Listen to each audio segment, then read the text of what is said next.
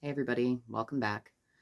For anybody who might be new, my name is Beverly, and this is a channel where I just talk about my personal development, spiritual growth, lessons I'm learning, all that kind of good stuff. And I try to keep a really honest and open perspective and share whether I think it makes me look like an idiot or not because it's relatable. And that's kind of where I want to keep it. I wanted to talk today about a lot of people that I'm in contact with are having issues with self-worth, working on their self-talk, working on trying to no longer make themselves small to appease everyone around them.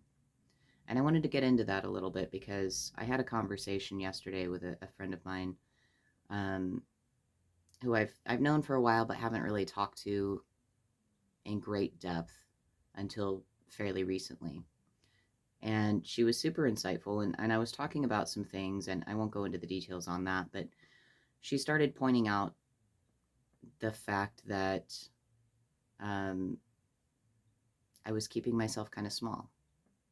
And she said, what's the benefit of staying small? And immediately, no hesitation, I'm like, well, if you're small, you can hide in really tiny little spots, which is true. If you're tiny, you can hide in little crevices and not ever be found and hide from the big scary things in life. But as soon as I said it, I'm like, oh, that tells a lot right there. Just how quickly that came out of my mouth, that I had an answer for that just right off the cuff, tells me a lot about that. And then I started talking about it and I started thinking about it. And the beautiful thing is when you get around people who are willing to ask questions instead of just give you straight answers for things that you want to know. It's very helpful because then you come to these discoveries on your own, and um, it's much more potent when you discover something for yourself, as opposed to if somebody told you, you don't really get that same amount of impact that you do when you have to discover it yourself. And so she was just asking me questions of like, you know, have you considered that this might be a thing? Have you considered this? And just kind of conversationally asking some questions and having some dialogue. And it was very helpful to me. And one of the things that came up after, that part about being small, I'm like, well, the problem is I excel at things and people resent me for it. In my jobs, I get promoted way faster than other people. Usually within a year of working in a job, I'm promoted. And then all my coworkers hate me because they've been there for years and years, or, whatever, and they don't like that I get promoted so quickly. But I'm the one that's seeing what needs to be done. I'm the one that's bringing it to the attention of management and people who are in a position to actually fix things and improve things. And I end up getting promoted quickly. And then everybody kind of hates me for it, except for management. And so in this, I can throw out another probably 3 examples of times when I excelled in other things that people resented me for it, or in some way had a very negative reaction to me doing well in something.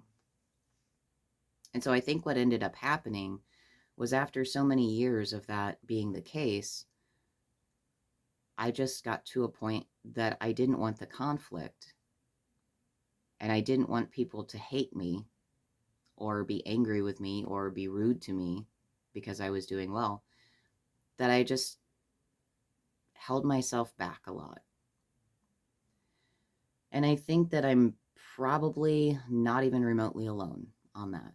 I think that there are people who have been around negative influences, whether it's a narcissist or just somebody who's a little overly judgmental, condescending, um, whatever, that a lot of people, I think, have kind of been programmed to dim their light a little bit to satisfy everybody else around them and make them comfortable with you being average, with you being not extraordinary, not fantastic, not your best self. Everybody that isn't doing their work gets very intimidated by somebody excelling at something.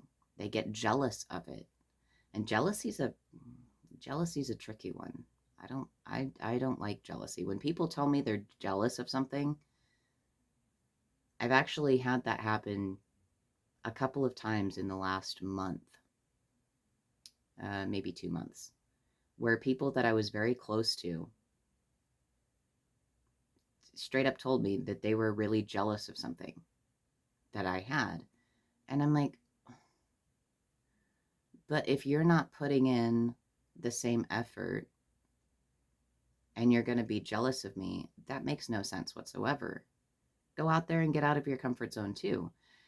If you are complaining about something and somebody is trying to help you and offer you some solution and knows that they can kind of take you from where you are and give you this nice, beautiful bridge to where you want to go, and you don't take it, but you continue complaining about what you don't like about whatever this instance is, and then you say that you're jealous of that person for having it when they've just extended you a bridge so that you can come and get what they have. I don't like that at all. And I'm sure that there are a lot of other people who don't like that either. But I think that too many people have been conditioned to make themselves small. They've been too conditioned to stay where they're at and just suck it up. You know, it's kind of the older mentality of, you know, well, you're a pansy if you have emotions. You're a pansy if you feel things. Suck it up and just do it. Pull yourself up by your bootstraps kind of mentality. And there are benefits at times to that kind of thinking. But there are also some very big issues with that kind of thinking.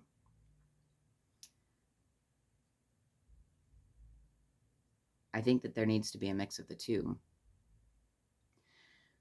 But with that said, you know, when people start getting jealous of what you have, then you start feeling bad. It's almost like this guilt that starts creeping in of maybe I shouldn't have all this because it's making, you know, good friends of mine very uncomfortable, and they're getting jealous and upset that I have something that they don't. And you have to get to a point where you remind yourself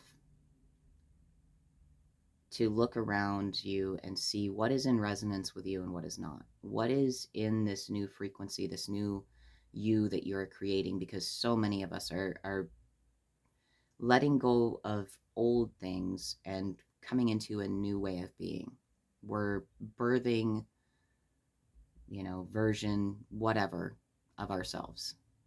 You know, for me, I've reinvented myself so many times, I don't know which version of myself I'm on. But we've got to be at least at version 5.0 by now, I think.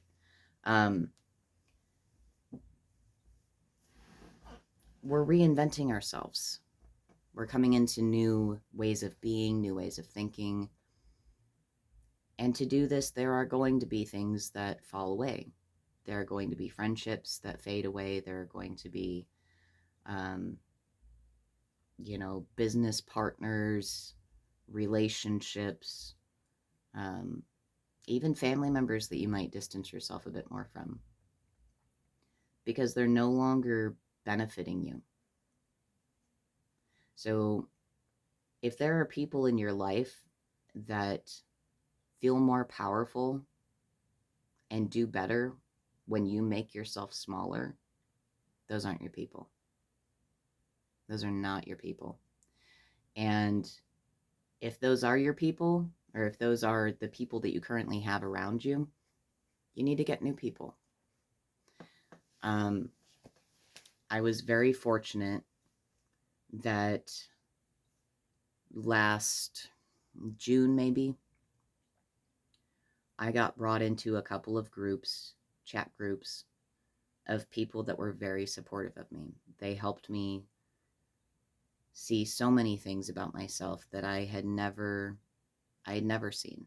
They helped me see beauty and uniqueness and strength that I had never seen in myself. And they continue to build me up. And these are people who I will forever be grateful for. So if you need new people, get new people. They're out there. Especially if you put out an intention of wanting to find those people. You'll find them. You'll find them. But don't make yourself smaller for people who are not putting the work in, are not willing to get outside of their comfort zone. Don't make yourself smaller for family members who have always had a certain dynamic with you of you're the youngest, or you were the one that didn't do well in school, or you're the one who's always messing up in life, whatever those presets have been in your life, ditch them. Get rid of them. If they aren't serving you, if they aren't empowering you and building you up to the next level, they need to be looked at. They need to be evaluated and sorted into a keep pile and a throwaway pile. Stick around with the people who want to constantly build you up, because the thing is, you have the images of people who like walk over other people to get to where they want. And they have no regard for who it is. They may have some type of connection or bond with this person. They may have some history with this person, but at the end of the day, they'll walk right over you to get to what they want. The people that you want in your life are the people who are going to give you a boost. You know, put their hands out here, step up under my hands, and I'm going to boost you up to this next level. And then once you're up there, throw me a hand and I'll climb up with you. This is how it's supposed to work. It's supposed to work that we're helping each other go to the next level, and then we reach back down. We help them come up. We pull each other up. We trade off, and we just keep going higher and higher and higher. It's the way it's supposed to be. We're supposed to be building each other up. We're supposed to be helping each other achieve our best self, our best life, our best perception of ourself. And sometimes it's not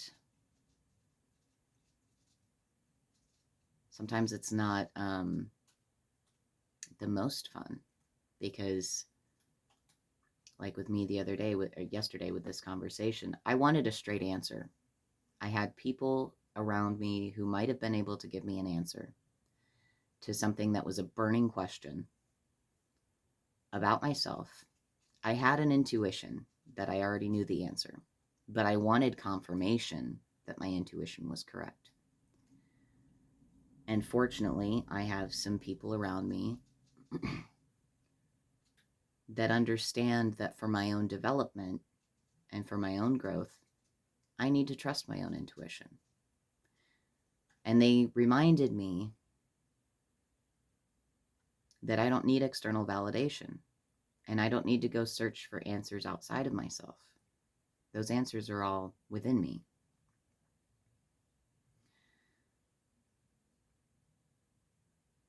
It's not the most comfortable thing, but the best teachers in life are not the teachers who give you a direct answer. The best teachers in life are the ones who don't give you the answer, make you discover it for yourself, or answer you with another question so that you have to discover it. Because when you discover it, not only is it going to be more real to you and sink in more deeply, but it's also going to give you the confidence that you can do this, and you don't need somebody outside of you to teach you.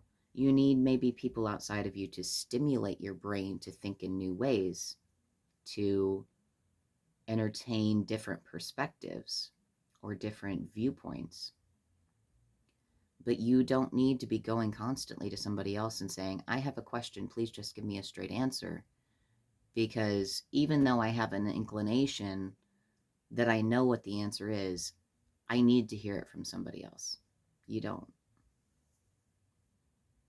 It comes back to a lot of self-worth issues, and it comes back to this some of this self-talk. And I want to get into that just a little bit too, because self-talk is a big one. If you start paying attention to what your self-talk is, it's going to point you in the direction of where your unresolved issues are. So one of the things that came up in that conversation yesterday was I was afraid of the answer that I had intuitively gotten to this question. And I was afraid of it because it sounded a little too grand. Not for me. For me, it was fantastic. I had no issues with the answer that I got, or the intuition that I got. But I was concerned about how other people would perceive it. I was concerned that it would come across to other people as egotistical or grandiose, you know. And in the process of this conversation, because the conversation was flowing so well with lots of questions and lots of challenging the viewpoints and why do I need to know this and all this kind of stuff, it came up that my biggest issue with the answer that I intuitively had gotten was that I didn't want to put myself out there as being bigger than I usually do. I wanted to stay small because small is not intimidating to other people. People don't have a problem with somebody who is non-threatening, you know. The bigger you are, the more you kind of get targeted. So it said a lot about my perspective on myself of, or not my perspective, but my inclination to be concerned about what other people are thinking about me or what other people perceive, want to see, don't want to see. It was external. It was very external. Internally, I had no issue with the answer that I had gotten to that. But coming back to the self-talk, so often we tell ourselves these stories that we learned as a child. And I started going back in this conversation, I started going back to my childhood and saying, well, you know, I had this friend, this thing happened. She suddenly thought she was so much better than me. She started treating me like crap. And I believed it. You know, I believed that she was better than me for a long time.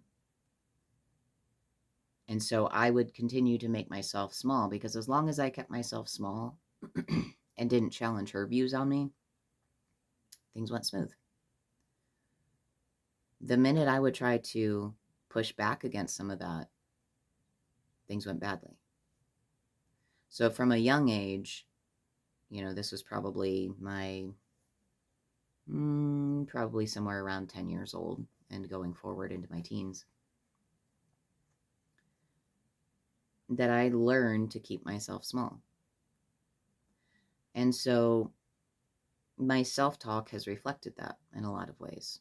And I think that this is the case with a lot of people who have issues with self-talk. Whatever it is, it goes back to something that happened, or a series of things that have happened, or a pattern of things that have happened, where maybe people told you you were dumb, people told you were stupid, that you had to be book smart.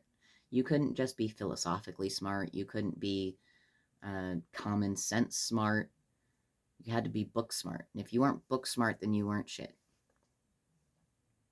There's all these different things that we have just kind of accepted about ourselves, accepted the idea about ourselves that are not true, and that we have more or less been forced into this opinion through other people. And I think that as adults and as people who are going back and healing things and working on ourselves, whenever we notice our self-talk is getting negative and is not benefiting us at all, we need to go back and find where the root of that is. And sometimes you gotta, it's a chain. Sometimes it's, well, you know, if I keep myself small, I don't rock the boat. Yeah, but there's another element to that. It's not that if you keep yourself small, you don't rock the boat. It's that if you show yourself as big, if you show yourself as someone who, like me, gets promoted quickly, if you become bigger, people get angry. And so you've been programmed, you've been conditioned to keep yourself small. So just saying that I keep myself small isn't enough. It's where does that come from? Where in your life did you start to excel and get squashed back down to the point that now you think that staying small is the best thing for you? Sometimes it's one thing leads to another thing, which leads to another thing. And then suddenly you start having the memories of, oh, well, I had this friend way back that used to treat me like this, or I had, my parents or a sibling or a teacher or, whoever that I had this experience with, and this is what taught me originally this kind of thinking. And now I have this pattern because I've been keeping myself small. And therefore, I'm saying I want my best life, but I'm still keeping myself small because I don't want to rock the boat. You're gonna have to rock the boat. If you want your best life and you've been keeping yourself small, you're gonna have to rock the boat. I don't see any way around that. Maybe there is. If so, please drop it in the comments. I would love to know if there's an easier way to do that. But if you've been keeping yourself small and you want your best life, you're in your own way.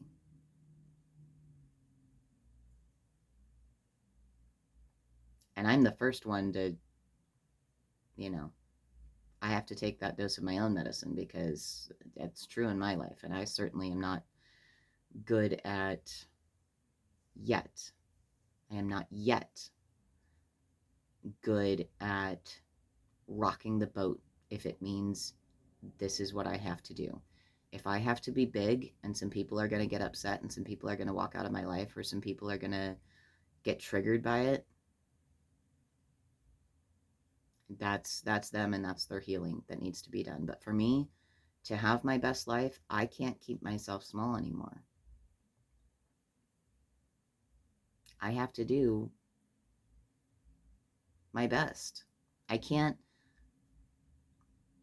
expect my best life if I am not giving my best because my best would intimidate other people or make other people uncomfortable.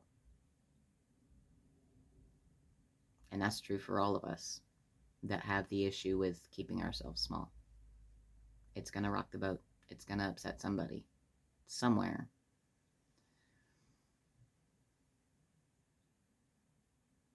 But figure out where that original happening occurred in your life that started teaching you those things, whether it's keeping yourself small or thinking you're dumb or thinking you're clumsy, thinking you're inflexible, thinking you're bad at something. Go back and figure out where it started. Because you can keep trying to swim against the current. You're not going to get very far. Go back and figure out where it started. It's like in those superhero movies where they flash back to how it all started.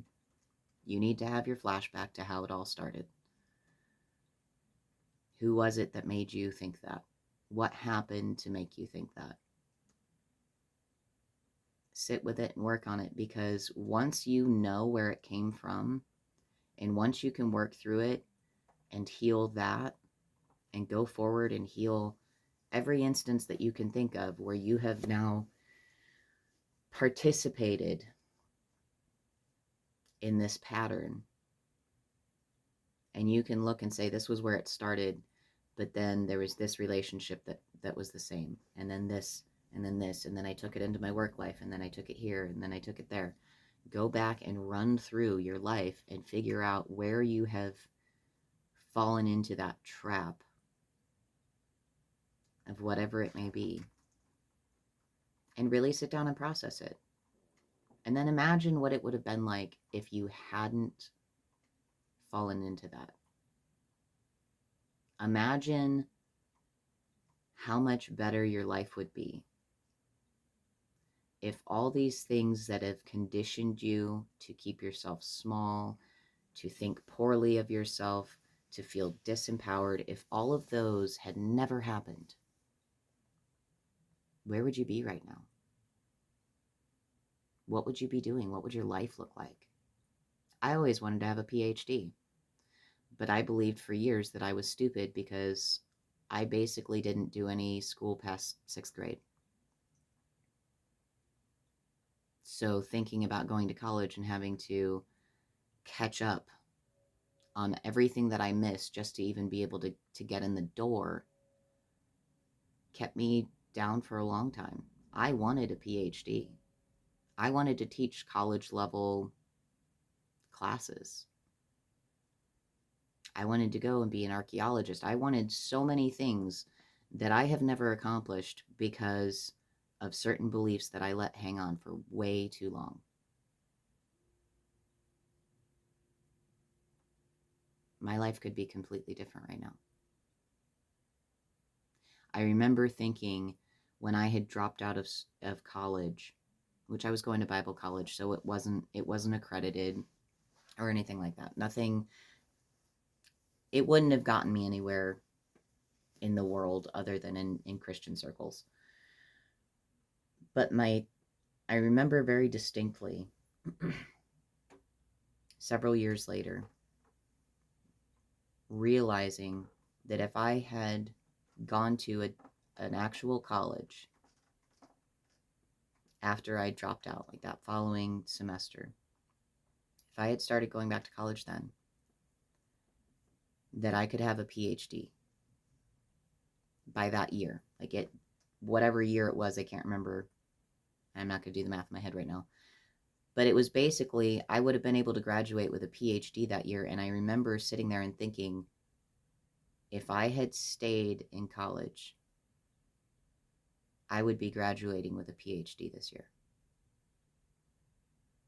And I was like working in retail, not making great money, and realizing time ticks by either way. What you do with it changes everything. And the more that you allow these old core beliefs that don't serve you to be infecting your mind with self-doubt and unworthiness and all this kind of stuff, you're limiting your own development. You're limiting where you can go and what you can do. What would your life be like if you had never fallen into those patterns? Where would you be? What kind of house would you be living in? What kind of car would you be driving? What kind of relationships would you have? Where would you be living? What kind of work would you be doing? And it's not a perfect solution because obviously I don't know that I'd want to be teaching college level classes right now. So, I mean, things work out in the end, but just imagine what it would be like to have lived your best life all this time instead of just now or in the past few years or in the past 10 years trying to work towards that. And recognize that the time is going to go by either way. It's in the moment that we have right now that it's important to do everything we can to work towards our best life. And as time ticks on, and each moment trying to do our best, 10 years down the road, how much different will our life look? How much further will we have gone?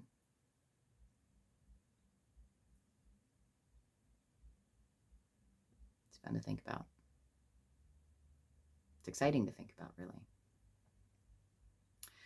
Anyway, I just wanted to leave those thoughts with you and encourage everybody. I know numerous people are having a difficult time with their self-talk and keeping themselves small and things like that lately. So I really wanted to put this out there and